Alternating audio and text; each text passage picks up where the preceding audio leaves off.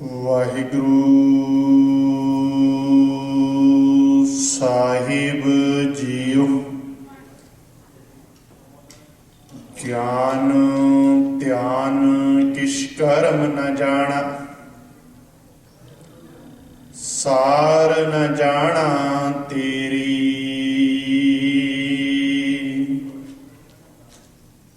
ਸਭ ਤੇ ਵੱਡਾ ਸਤਿਗੁਰ ਨਾਨਕ, ਜਿਨ ਕਲ ਰਾਖੀ ਮੇਰੀ।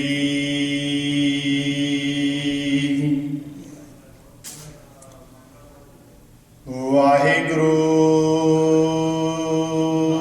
ਸਾਹਿਬ ਜੀਓ। ਸਾਚੀ ਲਿਵੇ ਬਿਨ ਦੇ ਨਿਮਾਣੀ, ਦੇ ਨਿਮਾਣੀ ਲਿਵੈ ਬਾਜੋਂ। ਕਿਆ ਕਰੇ ਵਿਚਾਰਿਆ, ਤੁਧ ਬਾਜ ਸਮਰਥ ਕੋ ਨਹੀਂ। ਕਿਰਪਾ ਕਰ ਬਨਵਾਰਿਆ, ਏਸ ਨਾਉ ਹੋਰ ਥਾਉ ਨਾਹੀ। ਸ਼ਬਦ ਲਾਗ ਸਵਾਰਿਆ, ਕਹੇ ਨਾਨਕ ਲਿਵੈ ਬਾਝੋਂ। ਕਿਆ ਕਰੇ ਵਿਚਾਰਿਆ। ਵਾਲੀਏ ਕੁਲ ਆਲਮ ਸਰਵਰੇ ਕਾਇਨਾਤ ਮੁਜੱਸਮ ਹੈ ਗਿਆਨ। ਸਾਰੀ ਮਨੁੱਖਤਾ ਦੇ ਸਾਂਝੇ ਉਪਦੇਸ਼ਕ ਸਾਹਿਬ ਸ੍ਰੀ ਗੁਰੂ ਗ੍ਰੰਥ ਸਾਹਿਬ ਮਹਾਰਾਜ ਜੀ ਦੀ ਪਾਕ ਹਜ਼ੂਰੀ ਦੇ ਵਿੱਚ ਜੁੜ ਬੈਠੀ ਸਤਸੰਗੀ ਜਨੋ, ਬੜੇ ਹੀ ਵੱਡੇ ਭਾਗ ਨੇ ਜੋ ਗੁਰੂ ਬਾਬਾ ਜੀ ਨੇ ਬਖਸ਼ਿਸ਼ ਰਹਿਮਤ ਕੀਤੀ ਹੈ ਕਿ ਅਸੀਂ ਨਿੱਤਾ ਪ੍ਰਤੀ ਦੀਵਾਨਾਂ ਦੇ ਵਿੱਚ ਗੁਰੂ ਅਮਰਦਾਸ ਪਾਤਸ਼ਾਹ ਮਹਾਰਾਜ ਜੀ ਦੇ ਮੁਖਾਰ ਬਿੰਦੂ ਤੋਂ ਉਚਾਰਨ ਕੀਤੀ ਹੋਈ ਬਾਣੀ ਆਨੰਦ ਸਾਹਿਬ ਜੀ ਦੇ ਨਾਲ ਸਾਂਝ ਪਾਈ ਦੀ ਹੈ। ਆਪ ਜੀ ਨੇ ਪਾਵਨ ਪੌੜੀ ਜੋ ਕਿ ਸਰਵਣ ਕੀਤੀ ਹੈ, ਇਹਦੇ ਵਿੱਚ ਮੇਰੇ ਪਾਤਸ਼ਾਹ ਮਹਾਰਾਜ ਜੀ ਜੋ ਬਖਸ਼ਿਸ਼ ਰਹਿਮਤ ਕਰਦੇ ਨੇ, ਇਹਦੇ ਤੇ ਵਿਚਾਰ ਸਾਂਝੀ ਕਰਨ ਤੋਂ ਪਹਿਲਾਂ ਆਪਣੀਆਂ ਮਨੋਬਿਰਤੀਆਂ ਨੂੰ ਇਕਾਗਰ ਕਰਦੇ ਹੋਏ ਗੁਰੂ ਦੇ ਚਰਨਾਂ ਦੇ ਵਿੱਚ ਲਵਾਈਏ ਹਾਜ਼ਰੀ। ਗੱਜ ਕੇ ਬੁਲਾਓ ਫਤਿਹ। ਵਾਹਿਗੁਰੂ ਜੀ ਕਾ ਖਾਲਸਾ, ਵਾਹਿਗੁਰੂ ਜੀ ਕੀ ਫਤਿਹ। ਜਦੋਂ ਵੀ ਅਸੀਂ ਗੁਰਬਾਣੀ ਪੜ੍ਹੀ ਦੀ ਹੈ, ਗੁਰਬਾਣੀ ਦੇ ਵਿੱਚ ਮੇਰੇ ਪਾਤਸ਼ਾਹ ਮਹਾਰਾਜ ਜੀ ਨੇ ਇਨਸਾਨੀ ਜੀਵਨ ਨੂੰ ਸਮਝਾਉਣ ਵਾਸਤੇ ਬੇਅੰਤ ਉਦਾਹਰਣਾਂ, ਬੇਅੰਤ ਤਰੀਕੇ ਦੱਸੇ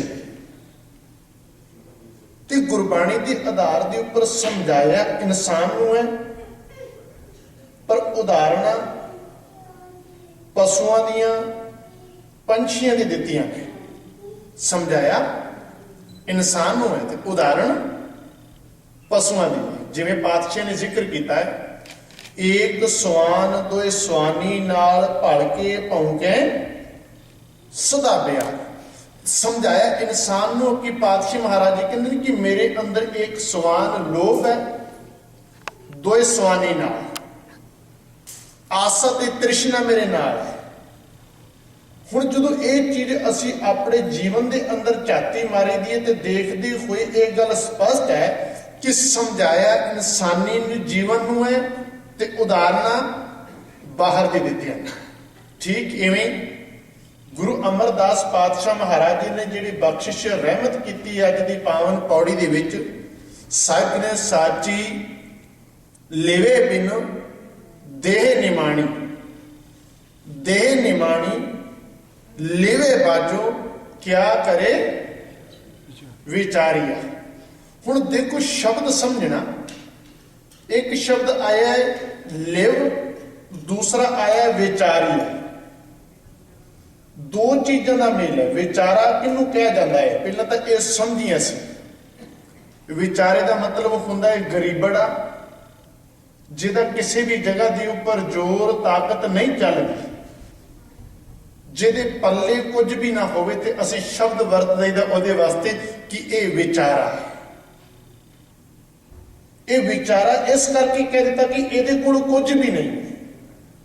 ਹੁਣ ਗੁਰੂ ਪਾਤਸ਼ਾਹ ਮਹਾਰਾਜ ਜੀ ਇਸ ਸਰੀਰ ਨੂੰ ਵਿਚਾਰਾ ਕਹਿ ਰਹੇ ਨੇ, ਤੇ ਸਰੀਰ ਨੂੰ ਵਿਚਾਰਾ ਕਹਿਣ ਦਾ ਕਾਰਨ ਕੀ ਹੈ? ਸਭ ਤੋਂ ਪਹਿਲਾਂ ਤੇ ਇਹ ਚੀਜ਼ ਜਦੋਂ ਸਾਨੂੰ ਸਮਝ ਆਵੇਗੀ ਫਿਰ ਅਸੀਂ ਅੱਗੇ ਗੁਰਬਾਣੀ ਨੂੰ ਸਮਝਾਂਗੇ। ਅੱਜ ਦੇ ਸਮਾਜ ਦੇ ਵਿੱਚ ਜਿਹਦੇ ਕੋਲ ਫਾਈਨੈਂਸ਼ੀਅਲੀ ਤੌਰ ਦੇ ਉੱਪਰ ਮਜ਼ਬੂਤ ਨਾ ਹੋਵੇ ਨਾ, ਉਹਦੇ ਵਸਤਰ ਵੀ ਪਹਿਰਾਵਾ ਵੀ ਆਮ ਸਮਾਜ ਦੇ ਵਿੱਚ ਵਿਚਰਨ ਵਾਲੇ ਲੋਕਾਂ ਦੇ ਬਰੋਬਰ ਨਾ ਹੋਵੇ, ਤੇ ਅਸੀਂ ਉਹਦਾ ਪਹਿਰਾਵਾ ਦੇਖ ਕੇ ਉਹਦੇ ਤੌਰ ਤਰੀਕੇ ਦੇਖ ਕੇ ਤੇ ਕਹਿ ਦਿੰਦਾ ਕਿ ਬਈ ਇਹ ਵਿਚਾਰਾ, ਇਹਦੇ ਕੋਲ ਕੁਝ ਵੀ ਨਹੀਂ। ਕਿਸੇ ਨੂੰ ਵਿਚਾਰਾ ਤਾਂ ਅਸੀਂ ਉਹਦੇ ਲਿਬਾਸ ਤੋਂ, ਉਹਦੇ ਪਹਿਰਾਵੇ ਤੋਂ, ਉਹਦੇ ਬਹਿਣ ਖਲੋਣ ਤੋਂ ਦੱਸ ਦਈਦਾ ਹੈ। ਹੁਣ ਪਾਤਸ਼ਾਹ ਮਹਾਰਾਜ ਜੀ ਨੇ ਜ਼ਿਕਰ ਕੀਤਾ, ਸਾਹਿਬ ਕਹਿੰਦੇ ਨੇ ਕਿ ਇਹ ਸਰੀਰ ਵੀ ਵਿਚਾਰੀ ਹੈ। ਵਿਚਾਰੇ ਦਾ ਮਤਲਬ ਹੈ ਇਹਦੇ ਕੋਲ ਵੀ ਕੁਝ ਨਹੀਂ ਹੈ। ਹੁਣ ਕਿਹੜੀ ਚੀਜ਼ ਨਹੀਂ ਹੈ? ਸਾਡੇ ਸੱਚ ਦੇ ਅੰਦਰ ਇਹ ਸਰੀਰ ਸੀ ਜਿਹੜਾ ਸੱਚ ਦੇ ਨਾਲ ਇਹਦੀ ਲਿਵ ਜੁੜਨੀ ਸੀ, ਸੱਚ ਇਹਦੇ ਪੱਲੇ ਨਹੀਂ ਹੈ, ਇਸ ਕਰਕੇ ਇਸ ਸਰੀਰ ਨੂੰ ਵਿਚਾਰਾ ਕਹਿ ਦਿੱਤਾ ਹੈ। ਜਿਹਦੇ ਕੋਲ ਫਾਈਨੈਂਸ਼ੀਅਲੀ ਤੌਰ ਦੇ ਉੱਪਰ ਕੁਝ ਵੀ ਨਹੀਂ, ਅਸੀਂ ਉਹਨੂੰ ਵਿਚਾਰਾ ਕਹਿੰਦਾ ਹੈ। ਤੇ ਸਰੀਰ ਨੂੰ ਵਿਚਾਰਾ ਇਸ ਕਰਕੇ ਕਿਹਾ ਕਿਉਂਕਿ ਇਸ ਸਰੀਰ ਦੇ ਕੋਲ ਸੱਚ ਨਹੀਂ। ਸੱਚ ਲੇਵੇ ਬਿਨ ਦੇਹ ਨਿਮਾਣੀ, ਕਿ ਸੱਚ ਨਹੀਂ ਹੈ ਇਹਦੇ ਪੱਲੇ। ਇਸ ਕਰਕੇ ਪਾਤਸ਼ਾਹ ਮਹਾਰਾਜ ਜੀ ਨੂੰ ਕਹਿਣਾ ਪੈ ਗਿਆ ਕਿ ਇਹ ਦੇਹ ਜਿਹੜੀ ਹੈ, ਇਹ ਸਰੀਰ ਜਿਹੜਾ ਹੈ, ਇਹ ਵਿਚਾਰਾ ਹੈ। ਤੇ ਜਦੋਂ ਅਸੀਂ ਗੁਰੂ ਬਾਬਾ ਜੀ ਦੀ ਬਾਣੀ ਪੜ੍ਹੀ ਦੀ ਹੈ ਨਾ, ਗੁਰੂ ਬਾਬਾ ਜੀ ਨੇ ਬਾਣੀ ਦੇ ਵਿੱਚ ਬਖਸ਼ਿਸ਼ ਰਹਿਮਤ ਕੀਤੀ ਤੇ ਮਨੁੱਖਾ ਜੀਵਨ ਨੂੰ ਸਮਝਾਇਆ ਕਿ ਇਹ ਮਨੁੱਖਾ ਜੀਵਨ ਦੇ ਵਿੱਚ ਵਿਚਰਨ ਵਾਲੇ ਗੁਰੂ ਕੇ ਪਿਆਰ ਵਾਲੇ ਗੁਰਸਿੱਖਾ, ਇਹ ਗੱਲ ਆਪਣੇ ਹਿਰਦੇ ਦੇ ਵਿੱਚ ਝਾਤੀ ਮਾਰ ਕੇ ਦੇਖ ਕਿ ਇਹ ਮਨੁੱਖਾ ਜੀਵਨ ਜਿਹੜਾ ਮਿਲਿਆ ਇਹ ਇੱਕ ਵਾਰੀ ਮਿਲਿਆ ਹੈ, ਜਿਹਦੇ ਬਾਰੇ ਪਾਤਸ਼ਾਹ ਮਹਾਰਾਜ ਜੀ ਨੇ ਭਾਈ ਪ੍ਰਾਪਤ ਮਾਨੁਖ ਦੇਹੁਰੀਆ ਕਿ ਇਹ ਮਨੁੱਖਾ ਜੀਵਨ ਮਿਲਿਆ। ਪਰ ਸਵਾਲ ਹੈ ਕਿ ਇਸ ਮਨੁੱਖਾ ਜੀਵਨ ਦਾ ਕਰਨਾ ਕੀ ਹੈ? ਕਿ ਇਹ ਮਨੁੱਖਾ ਜੀਵਨ ਸਿਰਫ ਖਾਣ ਪੀਣ ਤੇ ਹੰਡਾਉਣ ਤੱਕ ਸੀਮਤ ਹੈ? ਇਹ ਮਨੁੱਖਾ ਜੀਵਨ ਦੇ ਵਿੱਚ ਕਿ ਅਸੀਂ ਆਪਣੇ ਸਰੀਰ ਦੀ ਉਹ ਸਾਰੀਆਂ ਹੀ ਲੋੜਾਂ ਪੂਰ ਕਰਨ ਵਾਸਤੇ ਆਏ? ਸਾਹਿਬ ਕਹਿੰਦੇ ਨਹੀਂ ਭਲਿਆ। ਕਿਤੇ ਗੁਰੂ ਨੂੰ ਪੁੱਛ ਕੇ ਦੇਖਿਆ ਹੋਵੇ ਕਿ ਪਾਤਸ਼ਾਹ ਮਹਾਰਾਜ ਜੀ ਸਾਨੂੰ ਇਹ ਮਨੁੱਖਾ ਜੀਵਨ ਮਿਲਿਆ ਕਿਸ ਕਰਕੇ?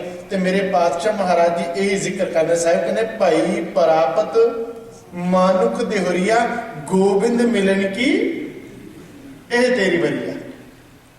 ਕਿ ਇਹ ਮਨੁੱਖਾ ਜੀਵਨ ਮਿਲਿਆ ਸੀ ਪਰਮਾਤਮਾ ਨੂੰ ਮਿਲਣ ਵਾਸਤੇ, ਤੇ ਜਦੋਂ ਇਸ ਮਨੁੱਖਾ ਜੀਵਨ ਪਰਮਾਤਮਾ ਦੇ ਨਾਲ ਨਹੀਂ ਮਿਲਿਆ ਤੇ ਸਾਹਿਬ ਨੇ ਕਹਿ ਦਿੱਤਾ ਕਿ ਵੀ ਇਹ ਵਿਚਾਰੀ ਹੈ, ਇਹ ਸਰੀਰ ਵਿਚਾਰਾ। ਕਿਉਂ? ਕਿਉਂਕਿ ਇਹਦੀ ਲਿਵ ਜੁੜਨੀ ਸੀ ਪਰਮਾਤਮਾ ਦੇ ਨਾਲ, ਤੇ ਪਰਮਾਤਮਾ ਦੇ ਨਾਲ ਜਦੋਂ ਲਿਵ ਨਹੀਂ ਜੁੜੀ ਤੇ ਸਾਹਿਬ ਨੇ ਸਾਚੀ ਲਿਵੇ ਬਿਨ ਦੇਹ ਨਿਮਾਣੀ। ਭਾਈ ਪ੍ਰਾਪਤ ਮਾਨੁਖ ਦੇਹੁਰੀਆ ਗੋਬਿੰਦ ਮਿਲਣ ਕੀ ਇਹ ਤੇਰੇ ਬਰੀ। ਕਹਿੰਦੇ ਔਰ ਕਾਜ ਤੇਰੇ ਕਿਤੇ ਨਾ ਕਾਮ ਮਿਲ ਸਾਧ ਸੰਗਤ ਭਜ ਕੇ। ਕਹਿੰਦੇ ਕਿ ਇਹ ਮਨੁੱਖਾ ਜੀਵਨ ਮਿਲਿਆ ਸੀ, ਇਹ ਅਸੀਂ ਸੰਗਤ ਦੇ ਵਿੱਚ ਬੈਠ ਕੇ ਉਹ ਗੁਰੂ ਦੇ ਨਾਲ ਇੱਕਮਿਕ ਹੋਣ ਵਾਸਤੇ, ਗੁਰੂ ਦੇ ਗਿਆਨ ਦੇ ਨਾਲ ਇੱਕਮਿਕ ਹੋਣ ਵਾਸਤੇ। ਪਰ ਹੋਇਆ ਕੀ? ਕਹਿੰਦੇ ਅਵਰ ਕਾਜ। ਹੁਣ ਥੋੜਾ ਜਿਹਾ ਇੱਥੇ ਰੁਕਿਓ ਗੁਰੂ ਪਿਆਰ ਵਾਲਿਓ। ਅਵਰ ਕਾਜ ਕਿਹੜੇ ਨੇ? ਜਦੋਂ ਸਾਨੂੰ ਇਹ ਸਮਝ ਆ ਜਾਵੇ ਨਾ ਕਿ ਅਵਰ ਕਾਜ ਕਿਹੜੇ ਨੇ, ਅਵਰ ਕਾਜ ਦਾ ਮਤਲਬ ਮੇਰੇ ਪਾਤਸ਼ਾਹ ਮਹਾਰਾਜ ਜੀ ਨੇ ਬਾਣੀ 'ਚ ਦੱਸਿਆ ਕਿ ਉਹ ਕੰਮ ਜਿਨ੍ਹਾਂ ਕੰਮਾਂ ਦੇ ਕਰਕੇ ਪਰਮਾਤਮਾ ਤੋਂ ਦੂਰ ਹੋਇਆ ਜਾਂਦਾ ਹੈ, ਜਿਨ੍ਹਾਂ ਕੰਮਾਂ ਦੇ ਕਰਕੇ ਪਰਮਾਤਮਾ ਤੇ ਮੇਰੇ ਵਿੱਚ ਫਰਕ ਪੈ ਜਾਂਦਾ ਹੈ। ਸਾਹਿਬ ਕਹਿੰਦੇ ਨੇ ਕਿ ਅਵਰ ਕਾਜ। ਹੁਣ ਅਵਰ ਕਾਜ ਕਿਹੜੇ ਨੇ? ਗੁਰੂ ਨਾਨਕ ਪਾਤਸ਼ਾਹ ਮਹਾਰਾਜ ਜੀ ਨੂੰ ਪੁੱਛ ਕੇ ਦੇਖੀਏ, ਕਿਤੇ ਕਾਸ਼ ਕਿਤੇ ਸਾਡੀ ਕੌਮ ਨੇ ਬਾਣੀ ਪੜ੍ਹੀ ਹੋਵੇ। ਗੁਰੂ ਨਾਨਕ ਪਾਤਸ਼ਾਹ ਮਹਾਰਾਜ ਜੀ ਵਿਸਤਾਰ ਤੇ ਦੱਸਦੇ ਨੇ, ਕਹਿੰਦੇ ਨੇ ਕਿ ਕਿਹੜੇ ਕੰਮ ਨੇ ਜਿਨ੍ਹਾਂ ਕੰਮਾਂ ਦੇ ਕਰਕੇ ਪਰਮਾਤਮਾ ਤੋਂ ਦੂਰ ਹੋਇਆ ਜਾ ਰਿਹਾ ਹੈ। ਸਾਹਿਬ ਨੇ ਲੱਭ ਕੁੱਤਾ, ਕੂੜ ਚੂੜਾ, ਠੱਗ ਖਾਦਾ ਮੁਰਦਾਰ, ਪਰ ਨਿੰਦਾ ਪਰ ਮਲ, ਮੁਖ ਸੁਦੀ ਅਗਨ ਕਰੋਧ ਚੰਡਾਲ।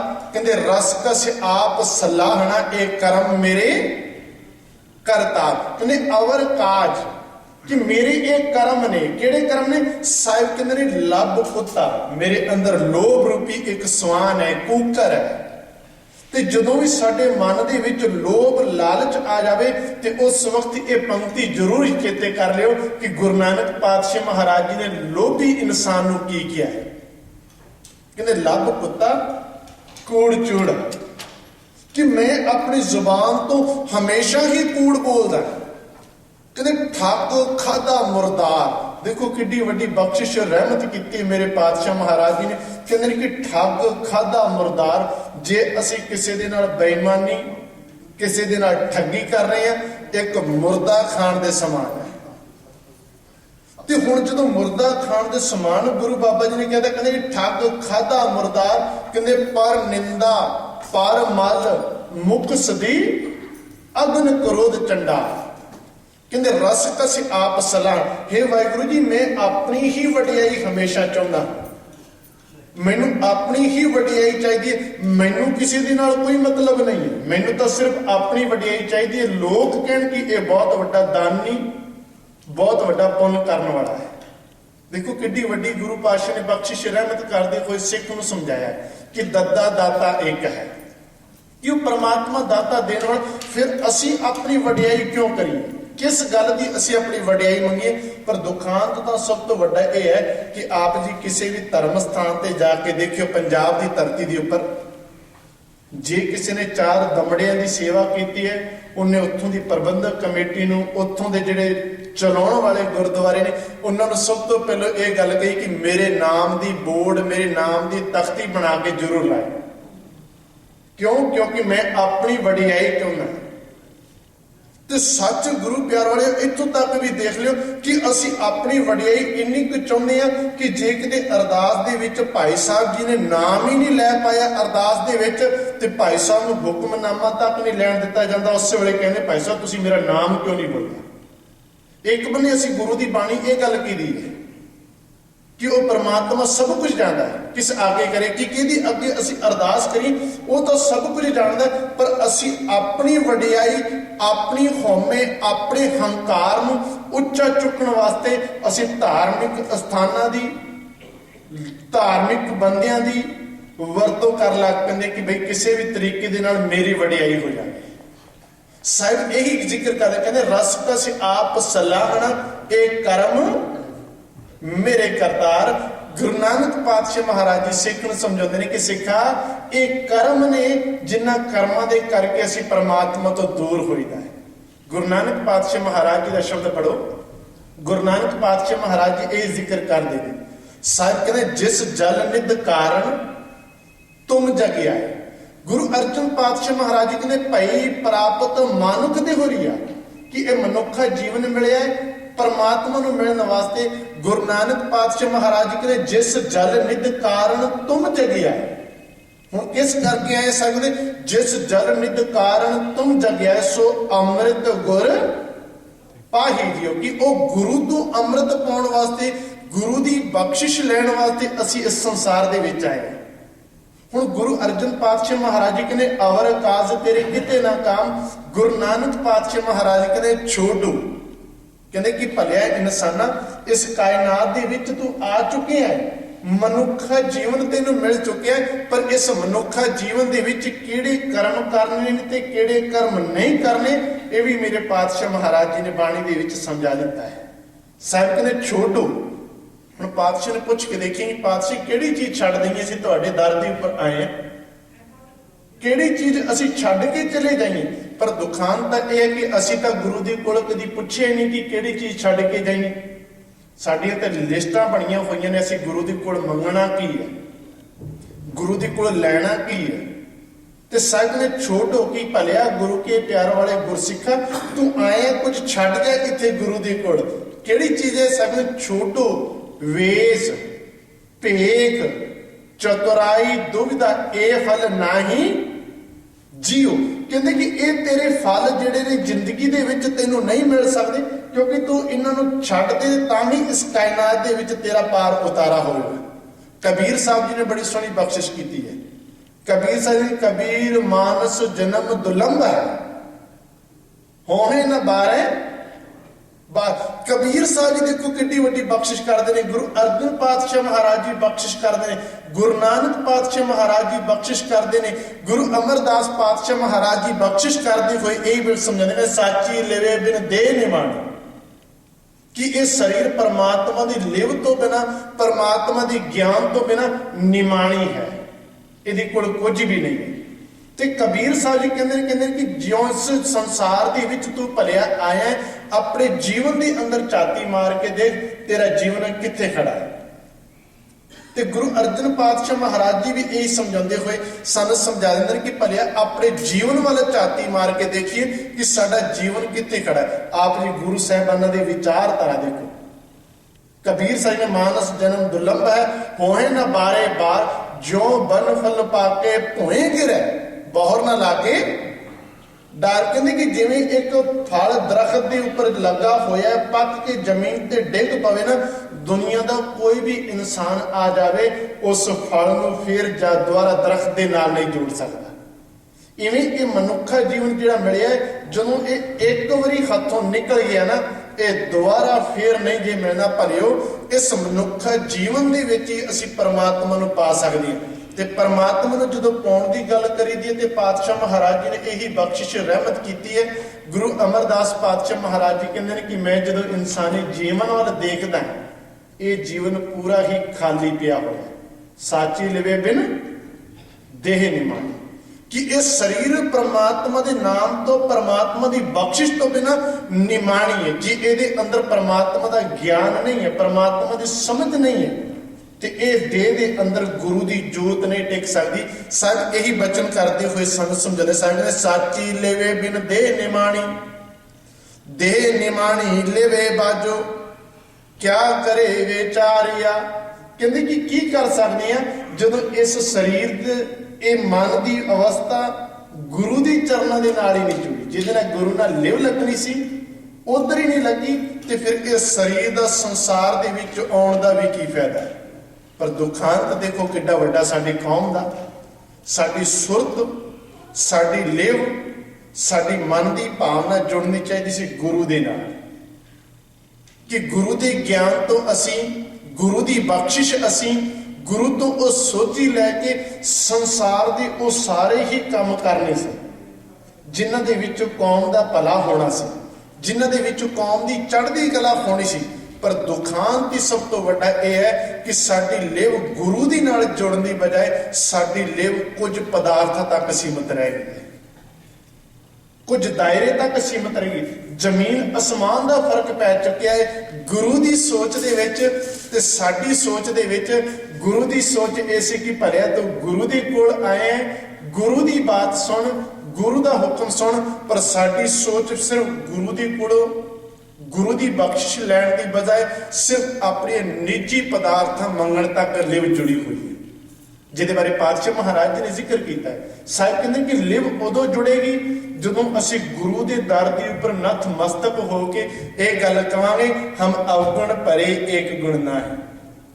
ਜਾਂ ਗੁਰੂ ਦੇ ਕੋਲ ਆਣ ਕੇ ਅਸੀਂ ਇਹੀ ਬੇਨਤੀ ਕਰਾਂਗੇ, ਅਬ ਹਮ ਚਲੀ ਠਾਕੁਰ ਪੇਹਾ, ਜਬ ਹਮ ਸ਼ਰਨ ਪ੍ਰਭੂ ਕੀ ਆਏ, ਰਾਖ ਪ੍ਰਭੂ ਭਾਵੇਂ ਮਾਰ। ਕਹਿੰਦੇ ਕਿ ਮੈਂ ਤਾਂ ਹੁਣ ਗੁਰੂ ਦੀ ਮਾਰਗ ਦੇ ਉੱਪਰ, ਗੁਰੂ ਦੇ ਰਸਤੇ ਦੇ ਉੱਪਰ ਤੁਰ ਪਿਆ, ਹੁਣ ਮੈਨੂੰ ਦੁਨੀਆ ਦੀ ਪਰਵਾਹ ਨਹੀਂ, ਦੁਨੀਆ ਦੀ ਪਰਵਾਹ ਨਹੀਂ ਮੈਨੂੰ ਕਿ ਦੁਨੀਆ ਦੇ ਲੋਕ ਮੇਰੇ ਬਾਰੇ ਕੀ ਕਹਿਣਗੇ, ਕਿਉਂਕਿ ਮੈਂ ਗੁਰੂ ਦੀ ਗੱਲ ਨੂੰ ਸੁਣ ਕੇ ਹਿਰਦੇ ਦੇ ਵਿੱਚ ਵਸਾਉਣ ਲੱਗ ਪਿਆ। ਕਿ ਤਵਾਰੀਖ ਦੇ ਪੰਨੇ ਪੜ੍ਹ ਕੇ ਦੇਖੋ ਆਪ ਜੀ, ਜਦੋਂ ਤਵਾਰੀਖ ਦੇ ਪੰਨੇ ਪੜ੍ਹਦੇ ਜਿਨ੍ਹਾਂ ਨੇ ਗੁਰੂ ਦੇ ਪ੍ਰਤੀ, ਗੁਰੂ ਵਾਸਤੇ, ਗੁਰੂ ਦੇ ਨਾਲ ਜਿਨ੍ਹਾਂ ਦੀ ਲਿਵ ਜੁੜੀ ਹੈ, ਉਹਨਾਂ ਨੇ ਜਦੋਂ ਕਦਮ ਪੁੱਟ ਲਏ ਨੇ ਗੁਰੂ ਵੱਲ ਨੂੰ, ਫਿਰ ਉਹ ਪਛਾਣ ਨਹੀਂ ਮੁੜੇ, ਅਗਾਂਹ ਤੋਂ ਤਰਾਹ, ਫਿਰ ਉਹ ਅੱਗੇ ਨੂੰ ਤੁਰਦੇ ਨੇ, ਪਛਾਣ ਕਦੀ ਨਹੀਂ ਮੁੜ ਕੇ ਆਉਂਦੇ, ਕਿਉਂਕਿ ਉਹਨਾਂ ਦਾ ਮਨ ਗੁਰੂ ਦੇ ਗਿਆਨ ਦੇ ਨਾਲ ਜੁੜ ਗਿਆ।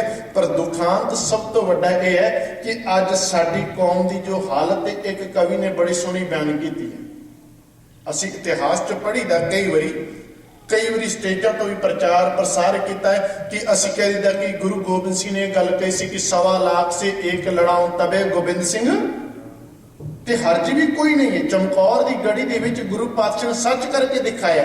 ਕਿਉਂ? ਕਿਉਂਕਿ ਉਹਨਾਂ ਦੀ ਲਿਵ ਕਿਹਦੇ ਨਾਲ ਜੁੜੀ ਸੀ? ਗੁਰੂ ਦੀ ਬਾਣੀ ਦੇ ਨਾਲ। ਉਹਨਾਂ ਦੀ ਲਿਵ ਕਿਹਦੇ ਨਾਲ ਜੁੜੀ ਸੀ? ਗੁਰੂ ਦੇ ਗਿਆਨ ਦੇ ਨਾਲ, ਗੁਰੂ ਗ੍ਰੰਥ ਸਾਹਿਬ ਮਹਾਰਾਜ ਜੀ ਦੀ ਵਿਚਾਰਧਾਰਾ ਦੇ ਨਾਲ। ਪਰ ਅੱਜ ਦੁਖਾਂਤ ਉਹ ਕਵੀ ਨੂੰ ਕਹਿਣਾ ਪੈ ਗਿਆ, ਕਹਿੰਦਾ ਗੁਰੂ ਗੋਬਿੰਦ ਸਿੰਘ ਮਹਾਰਾਜ ਜੀ ਜਿਸ ਕੌਮ ਦੇ ਬਾਰੇ ਤੁਸੀਂ ਕਿਹਾ ਸੀ ਕਿ ਮੈਂ 1.25 ਲੱਖ ਦੇ ਨਾਲ ਲੜਾਊਂਗਾ, ਕਹਿੰਦਾ ਅੱਜ ਉਸ ਕੌਮ ਦੀ ਹਾਲਤ ਆ ਕੇ ਦੇਖ ਲੈ। ਕਹਿੰਦਾ ਤੇਰੀ ਕੌਮ ਦੇ ਬੰਕੇ ਜਵਾਨ ਡਿੱਠੇ, ਕਹਿੰਦਾ ਛੱਕਦੇ ਨੇ ਨਿੱਤ ਕੁਬੇਰ ਬਾਬਾ। ਕਹਿੰਦਾ ਬੋਤਲ ਸ਼ਰਾਬ ਦੀ ਤਾਂ ਰਹੀ ਇੱਕ ਬੰਨੇ, ਹੋਰ ਨਸ਼ਿਆਂ ਦੇ ਲਾਏ ਨੇ ਢੇਰ ਬਾਬਾ। ਕਹਿੰਦੇ ਲੈਂਦੇ ਨੇ ਸਾਹ ਕਿਸ਼ਤਾਂ ਤੇ, ਕਹਿੰਦਾ ਲੈਂਦੇ ਨੇ ਸਾਹ ਕਿਸ਼ਤਾਂ ਤੇ, ਆਪਣੇ ਆਪ ਨੂੰ ਅਖਵਾਉਂਦੇ ਨੇ ਸ਼ੇਰ ਬਾਬਾ। ਕਹਿੰਦੇ ਜਿੱਥੇ ਨਸ਼ਿਆਂ ਭਰੀ ਰਾਤ ਹੋਵੇ, ਕਿੱਦਾਂ ਉਗਣੀ ਹੈ ਸਿੱਖੀ ਦੀ ਸਵੇਰ ਬਾਬਾ। ਕਹਿੰਦੇ ਕਿਵੇਂ ਉੱਥੇ ਸਿੱਖੀ ਦੀ ਸਵੇਰ ਉਗੂਗੀ? ਸਿੱਖ ਦੀ ਲਿਵ ਜੁੜਨੀ ਸੀ ਗੁਰੂ ਦੇ ਨਾਲ, ਅੱਜ ਸਿੱਖ ਦੀ ਲਿਵ ਜੁੜ ਚੁੱਕੀ ਹੈ ਨਸ਼ਿਆਂ ਦੇ ਨਾਲ। ਸਿੱਖ ਦੀ ਲਿਵ ਜੁੜਨੀ ਚਾਹੀਦੀ ਸੀ ਗੁਰੂ ਦੀ ਬਾਣੀ ਦੇ ਨਾਲ, ਸਿੱਖ ਦੀ ਅੱਜ ਲਿਵ ਜੁੜ ਚੁੱਕੀ ਹੈ ਪਤਿਤ ਪੁਣੇ ਵੱਲੋਂ। ਦੁਖਾਂਤ ਕਹਿਣਾ ਪੈਂਦਾ ਹੈ ਕਿ ਅੱਜ ਪੰਜਾਬ ਦੇ ਵਿੱਚ ਕਰੋੜਾਂ ਰੁਪਏ ਦੀ ਸ਼ਰਾਬ ਇੱਕ ਦਿਨ ਦੇ ਵਿੱਚ ਵਿਕ ਜਾਂਦੀ ਹੈ। ਕੋਈ ਪੀਣ ਵਾਲਾ ਬਾਹਰੋਂ ਥੋੜੀ ਨਾ ਹੁੰਦਾ ਹੈ। ਜਿਹੜਾ ਗੁਰੂ ਨਾਨਕ ਦਾ ਆਪਣੇ ਆਪ ਨੂੰ ਸਿੱਖ ਖਵਾਉਂਦਾ ਹੈ, ਉਹੀ ਉਹ ਸ਼ਰਾਬ ਦੇ ਵਿੱਚ ਗੁਲਤਾਨ ਹੁੰਦਾ ਹੈ। ਆਪ ਜੀ ਇਸ ਗੱਲ ਨੂੰ ਝਾਤੀ ਮਾਰ ਕੇ ਦੇਖਿਓ ਗੁਰੂ ਪਿਆਰ ਵਾਲਿਓ, ਕੁਛ ਹੀ ਕਿਤੇ ਇੱਕ ਅੱਧਾ ਕੋਈ ਵਿਆਹ ਐਸਾ ਹੋਵੇਗਾ ਜਿਸ ਵਿਆਹ ਦੇ ਵਿੱਚ ਸ਼ਰਾਬ ਦੀ, ਨਸ਼ੇ ਦੀ ਵਰਤੋਂ ਨਹੀਂ ਕੀਤੀ ਜਾਂਦੀ। ਨਹੀਂ ਤਾਂ ਲਗਭਗ ਸਾਡੇ ਧੀਆਂ ਦੇ, ਪੁੱਤਰਾਂ ਦੇ ਵਿਆਹਾਂ ਦੇ ਵਿੱਚ ਸ਼ਰਾਬ ਦੇ ਦੌਰ ਚਲਾਏ ਜਾਂਦੇ ਨੇ। ਫਿਰ ਆਖ ਨੂੰ ਅਸੀਂ ਕਹਿ ਦਿੰਦਾ ਕਿ ਅਸੀਂ ਤਾਂ ਜੀ ਗੁਰੂ ਦੇ ਸਿੱਖ ਹਾਂ। ਤੇ ਜੇ ਗੁਰੂ ਦੇ ਸਿੱਖ ਆ ਤੇ ਗੁਰੂ ਬਾਬਾ ਜੀ ਕਹਿੰਦੇ ਜਿੱਤ ਪੀਤੇ ਮਤ ਦੂਰ ਹੋਏ ਬਰਲ ਪਏ ਵਿੱਚ ਹੈ, ਆਪਣਾ ਪਰਾਇਆ ਨਾ ਪਛਾਣੇ ਖਸਮੋਂ ਤੱਕ। ਗੁਰੂ ਬਾਬਾ ਜੀ ਦਾ ਸਿੱਖ ਅਸੀਂ ਉਦੋਂ ਹੋ ਸਕਦੇ ਜਦੋਂ ਸਾਡੀ ਲਿਵ ਗੁਰੂ ਦੇ ਨਾਲ ਜੁੜ ਗਈ ਹੈ, ਜਦੋਂ ਸਾਡੀ ਸੁਰਤ ਗੁਰੂ ਦੇ ਨਾਲ ਜੁੜ ਗਈ। ਤੇ ਜਦੋਂ ਗੁਰੂ ਦੇ ਨਾਲ ਸਾਡੀ ਸੁਰਤ ਜੁੜ ਗਈ, ਫਿਰ ਇਹੀ ਮੁਖਾਰ ਬਿੰਦੂ ਤੋਂ ਨਿਕਲੇਗਾ, ਅਬ ਹਮ ਚਲੀ ਠਾਕੁਰ ਪੈ ਹਾਰ, ਜਬ ਹਮ ਸ਼ਰਨ ਪ੍ਰਭੂ ਕੀ ਆਏ, ਰਾਖ ਪ੍ਰਭੂ ਭਾਵੇ ਮਾਰ। ਫਿਰ ਕਹਿੰਦੇ ਲੋਗਨ ਕੀ ਚਤਰਾਈ ਉਪਮਾ ਤੈ ਬੈਸੰਤਰ ਜਾਰ। ਕਹਿੰਦੇ ਕੋਈ ਭਲਾ ਕਹੋ ਚਾਹੇ ਬੁਰਾ ਕਹੋ, ਹਮ ਤਨ ਦਿਓ ਹੈ ਧਰ। ਜਿਹਦੀ ਲਿਵ ਗੁਰੂ ਦੇ ਨਾਲ ਜੁੜ ਗਈ, ਫਿਰ ਉਹ ਇਹ ਪਰਵਾਹ ਨਹੀਂ ਕਰਦਾ ਕਿ ਮੈਂ ਆਪਣੇ ਪੁੱਤਰ ਦੇ ਵਿਆਹ ਦੇ ਵਿੱਚ ਸ਼ਰਾਬ ਜੇ ਨਾ ਪਿਆਈ ਤੇ ਰਿਸ਼ਤੇਦਾਰ ਨਾਰਾਜ਼ ਹੋ ਜਾਣਗੇ। ਉਹ ਕਹਿੰਦਾ ਮੇਰਾ ਗੁਰੂ ਨਾਰਾਜ਼ ਨਹੀਂ ਹੋਣਾ ਚਾਹੀਦਾ, ਰਿਸ਼ਤੇਦਾਰ ਬੇਸ਼ੱਕ ਨਾਰਾਜ਼ ਹੋ ਜਾਣ। ਕਿਉਂ? ਲਿਵ ਗੁਰੂ ਦੇ ਨਾਲ ਜੁੜੀ ਹੈ, ਪਿਆਰ ਗੁਰੂ ਦੇ ਨਾਲ ਜੁੜਿਆ ਹੈ। ਤੇ ਜਦੋਂ ਗੁਰੂ ਦੇ ਨਾਲ ਪਿਆਰ ਜੁੜ ਗਿਆ, ਗੁਰੂ ਦੇ ਨਾਲ ਲਿਵ ਜੁੜ ਗਈ, ਤੇ ਫਿਰ ਉਹ ਰਿਸ਼ਤੇਦਾਰਾਂ ਦੀ, ਸਮਾਜ ਦੀ ਪਰਵਾਹ ਨਹੀਂ ਕਰੇਗਾ। ਉਹ ਸਿਰਫ ਇਹ ਕਹੇਗਾ ਕਿ ਮੇਰਾ ਗੁਰੂ ਮੇਰੇ ਤੋਂ ਨਾਰਾਜ਼ ਨਾ ਹੋਵੇ, ਮੈਨੂੰ ਸਮਾਜ ਦੀ ਪਰਵਾਹ ਨਹੀਂ ਹੈ। ਪਰ ਦੁਖਾਂਤ ਹੀ ਸਭ ਤੋਂ ਵੱਡਾ ਇਹ ਹੈ ਕਿ ਅਸੀਂ ਕਹਿ ਦਿੰਦਾ ਕਿ ਸਮਾਜ ਨਾਰਾਜ਼ ਨਹੀਂ ਹੋਣਾ ਚਾਹੀਦਾ, ਸਾਨੂੰ ਗੁਰੂ ਦੀ ਪਰਵਾਹ ਨਹੀਂ ਹੈ। ਦੁਖਾਂਤ ਹੈ, ਕਹਿਣਾ ਪੈਂਦਾ ਸਾਨੂੰ ਪ੍ਰਚਾਰਕਾਂ ਨੂੰ ਸਟੇਜ ਦੇ ਉੱਪਰੋਂ ਕਿ ਸਾਡੀ ਸੋਚ ਹੀ ਇੱਥੇ ਖੜੀ, ਸੋਚ ਦਾ ਦਾਇਰਾ ਹੀ ਇਹ ਹੈ। ਤੇ ਗੁਰੂ ਪਾਤਸ਼ਾਹ ਮਹਾਰਾਜ ਜੀ ਨੇ ਤਾਂ ਹੀ ਇਹ ਗੱਲ ਕਹਿਣੀ ਪੈ ਗਈ ਪਾਤਸ਼ਾਹ ਮਹਾਰਾਜ ਜੀ ਨੂੰ। ਸਾਹਿਬ ਕਹਿੰਦੇ ਨੇ ਤੁਝ ਬਾਜ ਸਮਰਥ ਕੋ ਨਹੀਂ, ਕਿਰਪਾ ਕਰ ਬਨਵਾਰੀਆ।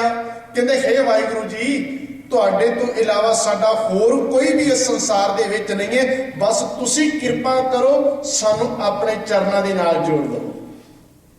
ਤੁਸੀਂ ਕਿਰਪਾ ਕਰ ਸੇ, ਕਿਰਪਾ ਕਟਾ ਕੇ ਅਵਲੋਕਨ ਕੀ ਨਾ ਦਾਸ ਕਾ ਦੋਖ ਵਿਦਾਰੇ। ਕਿ ਬਈ ਮੇਰੇ ਤੇ ਕਿਰਪਾ ਕਰ ਦਿਓ, ਮੇਰੇ ਦਾਸ ਨੂੰ, ਮੈਨੂੰ ਇਹੀ ਸਭ ਤੋਂ ਵੱਡਾ ਦੁੱਖ ਲੱਗਾ ਹੋਇਆ ਹੈ ਕਿ ਮੇਰੀ ਤੁਹਾਡੇ ਨਾਲ ਲਿਵ ਟੁੱਟ ਚੁੱਕੀ ਹੈ, ਮੇਰੀ ਤੁਹਾਡੇ ਦੇ ਨਾਲ ਲਿਵ ਦੂਰ ਹੋ ਚੁੱਕੀ, ਬਸ ਇਹੀ ਸਭ ਤੋਂ ਵੱਡਾ ਦੁੱਖ ਹੈ।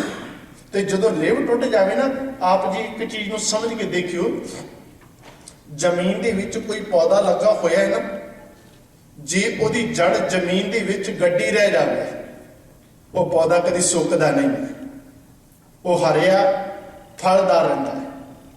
ਤੇ ਜਦੋਂ ਪੌਦੇ ਦੀ ਜੜ ਜ਼ਮੀਨ ਦੇ ਨਾਲ ਟੁੱਟ ਦਿੱਤੀ ਜਾਵੇ, ਤੇ ਉਹ ਪੌਦਾ ਬਹੁਤਾ ਚਿਰ ਹਰਿਆ ਨਹੀਂ ਰਹਿੰਦਾ, ਉਹ ਖਤਮ ਹੋ ਜਾਂਦਾ। ਚਾਣਕਿਆ ਨੇ ਇੱਕ ਗੱਲ ਬੜੀ ਸੋਹਣੀ ਲਿਖੀ ਸੀ, ਕਹਿੰਦੇ ਕਿ ਚਾਣਕਿਆ ਜਦੋਂ ਇੱਕ ਵਕਤ ਜਾ ਰਿਹਾ ਸੀ, ਉਹਦਾ ਪਰਨਾ ਬੇਰੀ ਦੇ ਨਾਲ ਟਕਰਾਇਆ ਤੇ ਪਰਨਾ ਸਿਰ ਤੋਂ ਉਤਰ ਗਿਆ। ਉਹਦੇ ਨਾਲ ਉਹਦੇ ਚੇਲੇ ਸਨ ਤੇ ਉਹ ਕਹਿਣ ਲੱਗ ਪਏ ਕਿ ਚਾਣਕਿਆ ਜੀ, ਅਗਰ ਤੁਸੀਂ ਕਹੋ ਇਸ ਬੇਰੀ ਨੂੰ ਹੁਣੇ ਵੱਢ ਦੇਈਏ। ਚਾਣਕਿਆ ਕਹਿੰਦਾ ਨਹੀਂ, ਆਂਦਾ ਇਹ ਕੰਮ ਨਹੀਂ ਕਰਨਾ। ਕੀ ਕੀਤਾ ਚਾਣਕਿਆ ਨੇ? ਕੁਝ ਕੁ ਸਮੇਂ ਬਾਅਦ ਉਸ ਬੇਰੀ ਦੀ ਜੜ ਦੇ ਵਿੱਚ ਮਿੱਠਾ, ਖੰਡ, ਸ਼ੱਕਰ ਪਾ ਦਿੱਤੀ ਤੇ ਥੋੜਾ ਜਿਹਾ ਪਾਣੀ ਪਾ ਦਿੱਤਾ। ਜਦੋਂ ਉਸ ਦੀ ਜੜ੍ਹਾਂ ਦੇ ਵਿੱਚ ਖੰਡ ਤੇ ਸ਼ੱਕਰ ਪਾ ਦਿੱਤੀ, ਪਾਣੀ ਪਾ ਦਿੱਤਾ, ਉਹਦੇ ਵਿੱਚ ਮਿੱਠਾ ਘੋਲ ਦਿੱਤਾ ਗਿਆ, ਕੀ ਹੋਇਆ ਕਿ ਉਸ ਬੇਰੀ ਦੀਆਂ ਜੜ੍ਹਾਂ ਦੇ ਵਿੱਚ ਕੀੜੇ ਲਾ ਦਿੱਤੇ ਗਏ। ਕੀੜਿਆਂ ਨੇ ਉਸ ਬੇਰੀ ਨੂੰ ਅੰਦਰੋਂ ਅੰਦਰੀ ਖਾਣਾ ਚਾਲੂ ਕਰ ਦਿੱਤਾ। ਜਦੋਂ ਉਹਦੀਆਂ ਪੂਰੀਆਂ ਜੜ੍ਹਾਂ ਖਾਧੀਆਂ ਗਈਆਂ ਤੇ ਇੱਕ ਦਿਨ ਹਨੇਰੀ ਆਈ, ਹਵਾ ਦਾ ਬੁੱਲਾ ਆਇਆ, ਉਹ ਬੇਰੀ ਜਿਹੜੀ ਸੀ ਉਹ ਜੜੋਂ ਪੁੱਟੀ ਗਈ ਤੇ ਜ਼ਮੀਨ ਤੇ ਡਿੱਗ ਪਈ। ਚਾਣਕਿਆ ਨੇ ਉਸ ਵਕਤ ਆਪਣੇ ਜਿਹੜੇ ਚੇਲੇ ਸਨ ਉਹਨਾਂ ਨੂੰ ਇਹ ਗੱਲ ਕਹੀ ਹੈ, ਕਹਿੰਦਾ ਦੁਸ਼ਮਣ ਨੂੰ ਜੇ ਮਾਰਨਾ ਹੋਵੇ, ਦੁਸ਼ਮਣ ਤਗੜਾ ਹੋਵੇ, ਬਦਨਾਮੀ ਮਿਲਦੀ ਹੋਵੇ, ਉਸ ਵਕਤ ਨੀਤੀ ਕੋਈ ਅਪਣਾ ਲਵੋ। ਜਿਵੇਂ ਇਹ ਬੇਰੀ ਨੂੰ ਮੈਂ ਜੜੋਂ ਖਤਮ ਕਰ ਦਿੱਤਾ ਹੈ, ਮੇਰਾ ਨਾਮ ਤੱਕ ਨਹੀਂ ਆ ਸਕਿਆ ਕਿ ਚਾਣਕਿਆ ਨੇ ਇਹ ਬੇਰੀ ਵੱਢੀ ਹੈ। ਜੇ ਤੁਸੀਂ ਇਸ ਬੇਰੀ ਨੂੰ ਵੱਢ ਦਿੰਦੇ, ਲੋਕਾਂ ਨੇ ਕਹਿਣਾ ਸੀ ਕਿ ਸਿਰ ਚਾਣਕੇ ਦਾ ਪਰਨਾ ਉਹਦੇ ਵਿੱਚ ਅੜਿਆ ਸੀ, ਉਹਨੇ ਬੇਰੀ ਵਢਾ ਦਿੱਤੀ ਹੈ। ਕਹਿੰਦਾ ਇਹ ਨੀਤੀ ਅਪਣਾ ਲਵੋ ਜੇ ਦੁਸ਼ਮਣ ਨੂੰ ਖਤਮ ਕਰਨਾ। ਤੇ ਜਦੋਂ ਮੈਂ ਆਪਣੀ ਕੌਮ ਵੱਲ ਝਾਤੀ ਮਾਰਦਾ ਹੈ ਨਾ, ਮੈਨੂੰ ਉਹ ਚਾਣਕਿਆ ਨੀਤੀ ਚੇਤੇ ਆ ਜਾਂਦੀ ਹੈ। ਅੱਜ ਸਾਡੀ ਕੌਮ ਦੀਆਂ ਜੜ੍ਹਾਂ ਦੇ ਵਿੱਚ ਨਸ਼ੇ ਪਾ ਦਿੱਤੇ ਗਏ ਨੇ। ਅੱਜ ਸਾਡੀ ਕੌਮ ਦੀਆਂ ਜੜ੍ਹਾਂ ਦੇ ਵਿੱਚ ਗੁਰੂ ਗ੍ਰੰਥ ਸਾਹਿਬ ਮਹਾਰਾਜ ਜੀ ਦੇ ਨਾਲੋਂ ਤੋੜਨ ਦੀ ਪੂਰੀ ਸਾਜ਼ਿਸ਼, ਪੂਰੀ ਸੋਚ ਉਹਨਾਂ ਨੇ ਕਾਇਮ ਕਰ ਦਿੱਤੀ ਹੈ। ਤੇ ਜਦੋਂ ਸਾਡੀ ਕੌਮ ਦੇ ਨੌਜਵਾਨ 90% ਨਸ਼ਿਆਂ ਦੇ ਵਿੱਚ ਗੁਲਤਾਨ ਹੋ ਜਾਣਗੇ ਕਿ ਉਹ ਅਗਲੀ ਪੀੜ੍ਹੀ ਨੂੰ ਕੀ ਸੇਧ ਦੇਣਗੇ। ਉਹ ਆਪਣੀ ਚਾਣਕਿਆ ਨੀਤੀ ਦੇ ਵਿੱਚ ਕਾਮਯਾਬ ਹੋ ਚੁੱਕੇ ਨੇ ਤੇ ਸਿੱਖ ਉਹਦੀ ਨੀਤੀ ਦੇ ਵਿੱਚ ਗਲਤਾਨ ਹੋ ਰਿਹਾ ਹੈ ਤੇ ਆਪਣੇ ਗੁਰੂ ਤੋਂ ਪਿੱਠ ਫੇਰ ਰਿਹਾ ਹੈ, ਗੁਰੂ ਤੋਂ ਆਪਣੇ ਤੋਂ ਦੂਰ ਹੋ ਰਿਹਾ ਹੈ। ਤੇ ਪਾਤਸ਼ਾਹ ਮਹਾਰਾਜ ਜੀ ਇਹੀ ਬਖਸ਼ਿਸ਼ ਰਹਿਮਤ ਕਰਦੇ ਨੇ ਕਿ ਹੇ ਗੁਰੂ ਜੀ, ਸਿਰਫ ਸਾਡੀ ਤੇ ਤੁਹਾਡੇ ਅੱਗੇ ਇਹੀ ਅਰਦਾਸ ਬੇਨਤੀ ਜੋਦੜੀ ਹੈ ਕਿ ਤੁਸੀਂ ਕਿਰਪਾ ਕਰਕੇ ਸਾਨੂੰ ਆਪਣੇ ਚਰਨਾਂ ਦੇ ਨਾਲ ਜੋੜ ਲਵੋ। ਜਿਵੇਂ ਭੱਟ ਸਾਹਿਬਾਨ ਕਹਿੰਦੇ ਨੇ ਕਿ ਇੱਕ ਅਰਦਾਸ ਭਾਟ ਕੀਰਤ ਕੀ ਗੁਰੂ ਰਾਮਦਾਸ ਰੱਖੋ ਸ਼ਰਨਾਈ, ਕਿ ਸਾਨੂੰ ਹੈ ਗੁਰੂ ਬਾਬਾ ਜੀ ਆਪਣੀ ਚਰਨਾਂ ਦੇ ਨਾਲ ਜੋੜ ਕੇ ਰੱਖ ਲਵੋ। ਸਾਹਿਬ ਮੇਰੇ ਪਾਤਸ਼ਾਹ ਮਹਾਰਾਜ ਜੀ ਨੇ ਕਿਰਪਾ ਕਰ ਬਨਵਾਰੀਆ, ਕਿ ਮੇਰੇ ਤੇ ਇਹ ਕਿਰਪਾ ਰਹਿਮਤ ਕਰਦੇ ਗੁਰੂ ਬਾਬਾ ਜੀ, ਜਿਹਦੇ ਨਾਲ ਮੈਂ ਤੇਰੀ ਲਿਵ ਦੇ ਨਾਲ ਜੁੜ ਜਾਵਾਂ। ਫਿਰ ਜਦੋਂ ਤੇਰੇ ਨਾਲ ਲਿਵ ਜੁੜ ਗਈ, ਫਿਰ ਤੋਹੀ ਮੋਹੀ, ਮੋਹੀ ਤੋਹੀ, ਅੰਤਰ ਕੈਸਾ ਕਨਿਕ ਕਟਿਕ ਜਲ ਤਰੰਗ ਜੈਸਾ। ਸਿਰ ਵਾਹਿਗੁਰੂ ਜੀ ਤੇਰੇ ਚ ਤੇ ਮੇਰੇ ਚ, ਮੇਰੇ ਚ ਤੇ ਤੇਰੇ ਵਿੱਚ ਸਿਰਫ ਫਰਕ ਇੰਨਾ ਰਹਿ ਜਾਵੇਗਾ ਜਿੰਨਾ ਕਿ ਜਲ ਦਾ ਤੇ ਜਲ ਦੇ ਵਿੱਚ ਉੱਠਣ ਵਾਲੀਆਂ ਉਹਨਾਂ ਲਹਿਰਾਂ ਦਾ। ਜਦੋਂ ਲਿਵ ਗੁਰੂ ਦੇ ਨਾਲ ਜੁੜ ਗਈ ਤੇ ਫਿਰ ਸਾਹਿਬ ਕਹਿੰਦੇ ਅਬ ਤੋਂ ਜਾਏ ਝੜੇ ਸਿੰਘਾਸਨ, ਮਿਲੇ ਹੈ ਸਾਰੰਗ ਪਾਣੀ, ਰਾਮ ਕਬੀਰਾ ਏਕ ਪਏ ਹੈ, ਕੋਈ ਨਾ ਸਕੇ ਪਛਾਣੀ। ਕੋਈ ਪਛਾਣ ਹੀ ਨਹੀਂ ਸਕਦਾ ਕਬੀਰ ਕੌਣ ਹੈ ਤੇ ਰਾਮ ਕੌਣ ਹੈ। ਇਹ ਉਦੋਂ ਹੀ ਹੋਵੇਗਾ ਜਦੋਂ ਗੁਰੂ ਦੇ ਨਾਲ ਸਾਡੀ ਲਿਵ ਜੁੜ ਜਾਵੇਗੀ, ਜਦੋਂ ਗੁਰੂ ਦੇ ਨਾਲ ਅਸੀਂ ਇੱਕ ਮਿੱਕ ਹੋ ਜਾਵਾਂਗੇ। ਪਾਤਸ਼ਾਹ ਮਹਾਰਾਜ ਜੀ ਇਹੀ ਬਖਸ਼ਿਸ਼ ਰਹਿਮਤ ਕਰਦੇ ਕਹਿੰਦੇ ਇਸ ਨਾਉ ਹੋਰ ਥਾਉ ਨਾਹੀ, ਸ਼ਬਦ ਲਾਗ ਸਵਾਰੀਆ। ਕਹਿੰਦੇ ਕਿ ਇਸ ਨਾਉ ਕਿ ਇਸ ਜਗ੍ਹਾ ਤੋਂ ਇਲਾਵਾ, ਇਸ ਦਰ ਤੋਂ ਇਲਾਵਾ ਹੇ ਵਾਹਿਗੁਰੂ ਜੀ ਸਾਡਾ ਕੋਈ ਹੋਰ ਟਿਕਾਣਾ ਹੈ ਹੀ ਨਹੀਂ। ਕਾਸ਼ ਕਿਤੇ ਇਹ ਗੁਰੂ ਅਮਰਦਾਸ ਪਾਤਸ਼ਾਹ ਮਹਾਰਾਜ ਜੀ ਦੀ ਇਹ ਪਾਵਨ ਪੌੜੀ ਦੀ ਵਿਚਾਰ ਸਾਡੀ ਕੌਮ ਨੂੰ ਸਮਝ ਆ ਜਾਵੇ ਕਿ ਗੁਰੂ ਗ੍ਰੰਥ ਸਾਹਿਬ ਮਹਾਰਾਜ ਜੀ ਇਸ ਸ਼ਬਦ ਤੋਂ ਇਲਾਵਾ ਸਿੱਖ ਕੌਮ ਦਾ ਹੋਰ ਕੋਈ ਵਾਲੀ ਵਾਰਿਸ ਨਹੀਂ। ਗੁਰੂ ਗ੍ਰੰਥ ਸਾਹਿਬ ਮਹਾਰਾਜ ਜੀ ਦੀ ਵਿਚਾਰਧਾਰਾ ਤੋਂ ਇਲਾਵਾ ਮਤਾ ਕਿਤੇ ਇਹ ਸਿੱਖ ਦੇ ਮਨ ਦੇ ਵਿੱਚ ਖਿਆਲ ਵੀ ਆ ਜਾਵੇ ਕਿ ਮੇਰੀ ਕੌਮ ਦਾ, ਮੇਰਾ ਆਪਣਾ ਭਲਾ ਕੋਈ ਹੋਰ ਵੀ ਕਰਨ ਵਾਲਾ ਹੈ, ਸਿਰਫ ਤੇ ਸਿਰਫ ਗੁਰੂ ਗ੍ਰੰਥ ਸਾਹਿਬ ਮਹਾਰਾਜ ਜੀ ਦੀ ਵਿਚਾਰਧਾਰਾ ਹੀ ਸਾਡਾ ਭਲਾ ਕਰ ਸਕਦੀ ਹੈ, ਜਿਹਦੇ ਬਾਰੇ ਮੇਰੇ ਪਾਤਸ਼ਾਹ ਮਹਾਰਾਜ ਜੀ ਨੇ ਇਹੀ ਬਖਸ਼ਿਸ਼ ਕੀਤੀ। ਸਾਹਿਬ ਕਹਿੰਦੇ ਨੇ ਕਿ ਭਲਿਆ ਗੁਰੂ ਦੇ ਕੋਲ ਆਇਆ, ਗੁਰੂ ਦੇ ਕੋਲ ਆਣ ਕੇ ਗੁਰੂ ਦੀ ਬਾਣੀ ਦੇ ਨਾਲ ਆਪਣੇ ਹਿਰਦੇ ਨੂੰ ਸ਼ੁੱਧ ਕਰ ਲੈ। ਤੇ ਸਾਹਿਬ ਨੇ ਆਪਣੇ ਸਿੱਖਾਂ ਨੂੰ ਇਹ ਉਪਦੇਸ਼ ਕਰਦੇ ਹੋਏ ਇਹ ਗੱਲ ਕਹਿਤੀ, ਆਵੋ ਸਿੱਖ ਸਤਿਗੁਰ ਕੇ ਪਿਆਰਿਓ ਗਾਵੋ ਸੱਚੀ ਬਾਣੀ। ਸੱਚੀ ਬਾਣੀ। ਕਿਹੜੀ ਬਾਣੀ ਗਾਉਣੀ ਹੈ? ਸੱਚੀ ਬਾਣੀ ਗਾਉਣੀ ਹੈ। ਤੇ ਉਹ ਸੱਚੀ ਬਾਣੀ ਦੇ ਨਾਲ ਹੀ ਜੁੜ ਕੇ ਅਸੀਂ ਗੁਰੂ ਦੇ ਚਰਨਾਂ ਦੇ ਵਿੱਚ ਆਪਣੀ ਹਾਜ਼ਰੀ ਪ੍ਰਵਾਨ ਕਰ ਸਕਦੇ ਹਾਂ। ਮੇਰੇ ਪਾਤਸ਼ਾਹ ਮਹਾਰਾਜ ਜੀ ਇਹੀ ਬਖਸ਼ਿਸ਼ ਰਹਿਮਤ ਕਰ ਸਕਣ। ਇਸ ਨਾਉ ਹੋਰ ਥਾਉ ਨਾਹੀ, ਸ਼ਬਦ ਲਾਗ ਸਵਾਰਿਆ। ਕਹਿੰਦੇ ਕਿ ਸ਼ਬਦ ਤੇ ਜਦੋਂ ਹਿਰਦੇ ਦੇ ਵਿੱਚ ਲੱਗ ਗਿਆ ਨਾ, ਤੇ ਜਿਹੜੀ ਦੇਹ ਨਿਮਾਣੀ ਸੀ, ਜਿਹਦੇ ਅੰਦਰ ਲਿਵ ਨਹੀਂ ਸੀ ਜੁੜੀ, ਉਹ ਵੀ ਸਵਾਰੀ ਗਈ।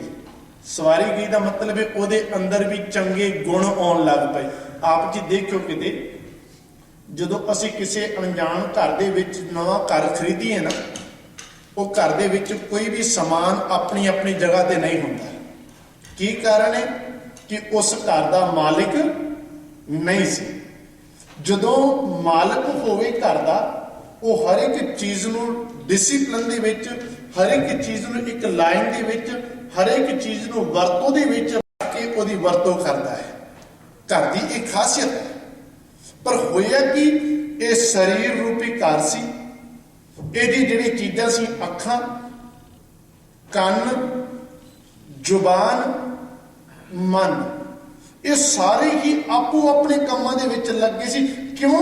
ਕਿਉਂਕਿ ਇਸ ਘਰ ਦਾ ਮਾਲਿਕ ਜਿਹੜਾ ਸੀ ਉਹ ਸ਼ਬਦ ਗੁਰੂ ਸੀ, ਤੇ ਉਹ ਸ਼ਬਦ ਗੁਰੂ ਦੇ ਲੜ ਨਹੀਂ ਸੀ ਲੱਗੇ। ਤੇ ਸਾਹਿਬ ਨੂੰ ਕਹਿਣਾ ਪੈ ਗਿਆ, ਨੈਣੋ ਨੀਂਦ ਪਰ ਦ੍ਰਿਸ਼ਟ ਵਿਕਾਰਾ, ਸੁਣ ਸੋਏ ਸੁਣ ਨਿੰਦ ਵਿਚਾਰ, ਰਸਨਾ ਸੋਈ ਲੋਭ ਮੀਠੇ ਸਾਧ, ਮਨ सोया माया विस्मार। संग इस ग्रह में कोई जागत रहे साबत वस्त वो अपनी रहे। कहते सगल सहेली अपने रसमाती, ग्रह अपने की खबर ना जाती। कि भाई किसी ਨੂੰ ਆਪਣੇ ਗ੍ਰਹਿ ਦੀ, ਆਪਣੇ ਸਰੀਰ ਦੀ, ਆਪਣੇ ਤਨ ਦੀ, ਆਪਣੇ ਮਨ ਦੀ ਕਿਸੇ ਨੂੰ ਖਬਰ ਹੀ ਨਹੀਂ ਹੈ। ਕਿਉਂਕਿ ਇਸ ਮਨ ਨੇ ਗੁਰੂ ਦੇ ਨਾਲ ਜੁੜਨਾ ਸੀ, ਪਰ ਇਹ ਮਨ ਗੁਰੂ ਦੇ ਗਿਆਨ ਦੇ ਨਾਲ ਟੁੱਟ ਕੇ ਦੁਨਿਆਵੀ ਪਦਾਰਥਾਂ ਦੇ ਵਿੱਚ ਜੁੜ ਗਿਆ। ਤੇ ਸਾਹਿਬ ਇਹੀ ਬਖਸ਼ਿਸ਼ ਰਹਿਮਤ ਕਰਦੇ ਹੋਏ ਸਾਨੂੰ ਸਮਝਾਉਂਦੇ। ਸਾਹਿਬ ਨੇ ਇਸ ਨਾਮ ਹੋਰ ਥਾਂ ਨਾਹੀ ਸ਼ਬਦ ਲਾਗ ਸਵਾਰਿਆ, ਕਹਿੰਦੇ ਕਾਹੇ ਨਾਨਕ ਲਿਵੇ ਬਾਝੋਂ ਕਿਆ ਕਰੇ ਵਿਚਾਰਿਆ। ਕਹਿੰਦੇ ਕਾਹੇ ਨਾਨਕ, ਨਾਨਕ ਵੀ ਇਹ ਪੁਕਾਰ ਪੁਕਾਰ ਕੇ ਕਹਿ ਰਿਹਾ, ਲਿਵੇ ਬਾਝੋਂ, ਜੇ ਗੁਰੂ ਦੇ ਨਾਲ ਲੇਵੀ ਨਹੀਂ ਜੁੜੀ, ਗੁਰੂ ਦੇ ਨਾਲ ਇਸ ਮਨ ਦੀ ਲਿਵ, ਇਸ ਤਨ ਦੀ ਲਿਵ ਹੀ ਨਹੀਂ ਜੁੜੀ, ਸਭ ਨੇ ਕਿਆ ਕਰੇ ਵਿਚਾਰਿਆ ਕਿ ਕੀ ਫਾਇਦਾ ਇਸ ਸੰਸਾਰ ਦੇ ਵਿੱਚ ਆਉਣ ਦਾ ਜੇ ਸਾਡਾ ਗੁਰੂ ਦੇ ਨਾਲ ਪਿਆਰ ਹੀ ਨਹੀਂ ਹੋ ਪਾਇਆ, ਜੇ ਗੁਰੂ ਦੇ ਨਾਲ ਅਸੀਂ ਇੱਕਮਿਕ ਹੀ ਨਹੀਂ ਹੋ ਪਾਏ, ਜੇ ਗੁਰੂ ਦੀ ਬਖਸ਼ਿਸ਼ ਰਹਿਮਤ ਹੀ ਸਾਡੇ ਤੇ ਨਹੀਂ ਹੋ ਪਾਈ, ਫਿਰ ਇਸ ਸੰਸਾਰ ਦੇ ਵਿੱਚ ਸਾਡਾ ਆਉਣ ਦਾ ਹੀ ਕੀ ਫਾਇਦਾ ਹੈ। ਤੇ ਸਾਡਾ ਸੰਸਾਰ ਦੇ ਵਿੱਚ ਆਇਆ ਤਾਂ ਹੀ ਗਿਣਿਆ ਜਾਵੇਗਾ ਭਲਿਓ ਜੇ ਅਸੀਂ ਗੁਰੂ ਦੇ ਗਿਆਨ ਦੇ ਨਾਲ, ਗੁਰੂ ਦੀ ਉਸ ਜੋਤ ਦੇ ਨਾਲ ਟਿਕ ਜਾਵਾਂਗੇ। ਤੇ ਜਦੋਂ ਗੁਰੂ ਦੀ ਜੋਤ ਦੇ ਨਾਲ ਅਸੀਂ ਇੱਕਮਿਕ ਹੋ ਗਏ ਤੇ ਇਸ ਸੰਸਾਰ ਦੇ ਵਿੱਚ ਵੀ ਸਾਡਾ ਆਇਆ ਗਿਣਿਆ ਜਾਵੇਗਾ। ਜੇ ਗੁਰੂ ਦੇ ਗਿਆਨ ਦੇ ਨਾਲ ਅਸੀਂ ਇੱਕਮਿਕ ਨਹੀਂ ਹੋਏ ਤੇ ਫਿਰ ਭਾਈ ਗੁਰਦਾਸ ਜੀ ਨੂੰ ਤਾਂ ਕਹਿਣਾ ਪੈ ਗਿਆ, ਭੋਏ ਭਾਰ ਅਕਿਰਤ ਕਣ ਮੰਦੀ ਹੋ ਮੰਦੀ। ਕਿ ਇਹ ਧਰਤੀ ਤੇ ਭਾਰ ਨੇ ਜਿਹੜੇ ਗੁਰੂ ਦੇ ਭਾਵ ਭਾਵਨੀ ਦੇ ਵਿੱਚ, ਗੁਰੂ ਦੀ ਰਹਿਨੁਮਾਈ ਹੇਠ ਨਹੀਂ ਚੱਲਦੇ। ਗੁਰੂ ਬਾਬਾ ਜੀ ਕਿਰਪਾ ਰਹਿਮਤ ਕਰਨ ਕਿ ਸਾਡੀ ਲਿਵ ਜਿਹੜੀ ਹੈ ਇਹ ਗੁਰੂ ਦੇ ਚਰਨਾਂ ਦੇ ਨਾਲ ਜੁੜ ਜਾਵੇ, ਜਿਹਦੇ ਨਾਲ ਸਾਡੇ ਲੋਕ ਸੁਖੀਏ ਪਰ ਲੋਕ ਸੁਹੇਲੇ ਹੋ ਜਾਣ। ਇਹ ਤਾਂ ਹੀ ਹੋਣਗੇ ਗੁਰੂ ਕੇ ਪਿਆਰ ਵਾਲਿਓ ਜਦੋਂ ਅਸੀਂ ਆਪ ਗੁਰਬਾਣੀ ਪੜਾਂਗੇ, ਗੁਰਬਾਣੀ ਵਿਚਾਰਾਂਗੇ। ਦਾਸ ਦਿਵਸ ਅਖੀਰ 'ਚ ਇਹੀ ਬੇਨਤੀ ਜੋਦੜੀ ਹੈ ਕਿ ਅਸੀਂ ਜ਼ਿੰਦਗੀ ਦੇ ਅੰਦਰ ਜਿੰਨੇ ਵੀ ਇੱਥੇ ਨਾਨਕ ਨਾਮ ਲੇਵਾ ਗੁਰਸਿੱਖ ਇਕੱਤਰਤ ਹਾਂ, ਇੱਕ ਸਹਿਜ ਪਾਠ ਜ਼ਿੰਦਗੀ ਦੇ ਵਿੱਚ ਜ਼ਰੂਰ ਕਰੀਏ ਕਿ ਸਾਨੂੰ ਪਤਾ ਲੱਗ ਸਕੇ ਕਿ ਸਾਡੇ ਗੁਰੂ ਬਾਬਾ ਜੀ ਨੇ ਸਾਡੇ ਤੇ ਕੀ ਰਹਿਮਤ ਬਖਸ਼ਿਸ਼ ਕੀਤੀ ਹੈ। ਇੰਨੀਆਂ ਕੁ ਵਿਚਾਰਾ ਕਰਦਾ ਦਾਸ ਖਿਮਾ ਦਾ ਜਾਚਕ, ਬੁਲਾਓ ਫਤਿਹ। ਵਾਹਿਗੁਰੂ ਜੀ ਕਾ ਖਾਲਸਾ, ਵਾਹਿਗੁਰੂ ਜੀ ਕੀ ਫਤਿਹ।